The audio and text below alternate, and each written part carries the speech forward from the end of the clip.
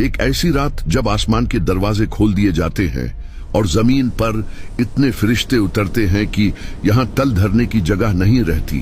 ایک ایسی رات جس کے چند گھنٹے ایک انسان کی 83 سال کی لگاتار عبادت سے بھی زیادہ بھاری اور قیمتی ہیں۔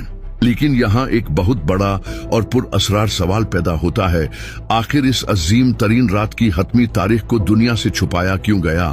وہ کیا واقعہ تھا جب محمد صلی اللہ علیہ وسلم اپنے صحابہ رضی اللہ عنہ کو اس رات کی مقررہ تاریخ اور دن بتانے کے لیے خوشی خوشی باہر تشریف لائے، لیکن اچانک وہ علم ہمیشہ کے لیے آسمان کی طرف واپس اٹھا لیا گیا؟ آخر کن دو لوگوں کے جھگڑے کی وجہ سے اس رات کی نشاندہی ہمیشہ کے لیے ایک راز بن گئی؟ اور جبرائیل علیہ السلام اس رات زمین پر آ کر کس کی تلاش کرتے ہیں؟ آج ہم قرآن اور خالص صحیح احادیث کی روشنی میں اس پوشیدہ رات کا سفر طے کریں گے۔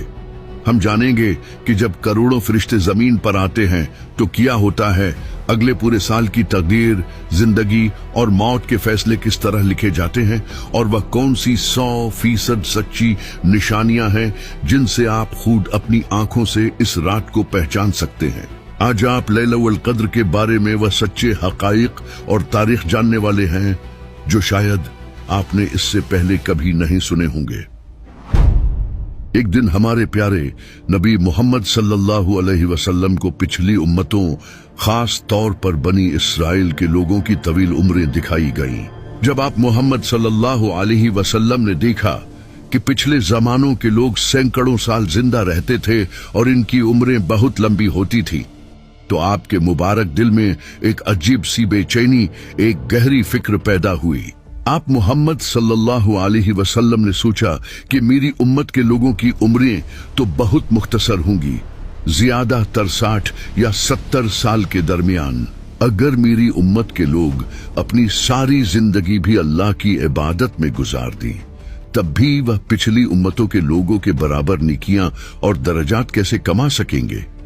پچھلے لوگوں نے تو کئی 100 سال سجدوں میں گزارے تھے۔ یہ سوچ کر آپ محمد صلی اللہ علیہ وسلم نہایت غمگین ہو گئے، کیونکہ آپ کو اپنی امت سے بے پناہ اور بے لوث محبت تھی، اور آپ دل سے چاہتے تھے کہ روز قیامت آپ کی امت نیکیوں اور درجات میں تمام امتوں سے آگے رہے۔